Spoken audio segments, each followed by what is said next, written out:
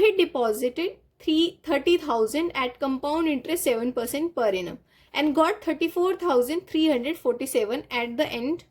Find the time period of investment. मतलब उसने कितने साल के लिए इसको इन्वेस्ट किया, ये फाइंड आउट करना है ना. क्वेश्चन समझ गए आप क्या पूछ रहे हैं यहाँ पे. हमें प्रिंसिपल भी गिवन है, अमाउंट भी गिवन है, रेट भी गिवन है, बस टाइम बताना है कि कितने टाइम्स में, कितने ईयर में 30,000 से 34,347 हुआ. आई होप समझ में. अब इसको करके देखते हैं.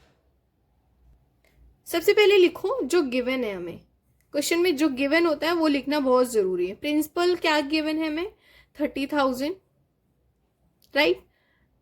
अमाउंट क्या गिवन है, 34,347, ठीक है, इतना गिवन है. रेट क्या गिवन है यहाँ पे, 7%. टाइम गिवन है क्या, नहीं, टाइम हमें गिवन नहीं है. बट आपको ध्यान रखना है कि जो फॉर्मूला है वही लगेगा. अमाउंट हमने पढ़ा क्या है formula, amount equals to P into 1 plus R upon में 100 की पावर n. n तो गिवन नहीं है तो n ही तो हमें फाइंड आउट करना है. तो क्या करेंगे यहाँ पे, अमाउंट की जगह अमाउंट लिखो 34,347 इक्वल्स टू प्रिंसिपल की जगह 30,000, ठीक है. 1 प्लस R क्या है, 7 अपॉन में 100 की पावर n. n हमें नहीं पता. अब देखो ये पहले ये जो 30,000 है इसको डिवाइड कर देगा, इधर आएगा तो लिखो 34,347 अपॉन में 30,000 इक्वल्स टू ये 100 बन जा 100 प्लस 7 तो 107 अपॉन में 100 की पावर n, है ना. इतना समझ में आया. अब जो डिवाइड हो रहा है उसको इसमें डिवाइड कर लो. देखो 3 1 जा 3 होता है एंड यहाँ पे 3 1 जा 3, 3 1 जा 3 और ये हो जाएगा 3 4 जा 12, 3 4 जा 12, 3 9 जा 27. दैट मीन्स इतना आएगा ये, और ये 100.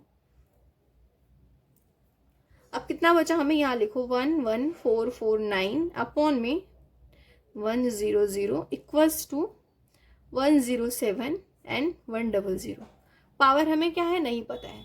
अब ध्यान से देखना, यहाँ पे 2 0 है और यहाँ पे 4 0 हो गया.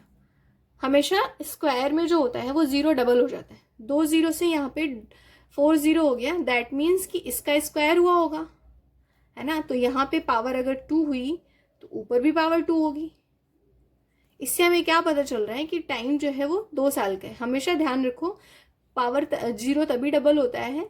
2 0 है 4 0 हो जाएगा, 4 0 है तो 8 हो जाएगा, 1 0 है तो 2 हो जाएगा. तो दैट मीन्स अगर नीचे स्क्वायर हुआ तो ऊपर भी हुआ होगा.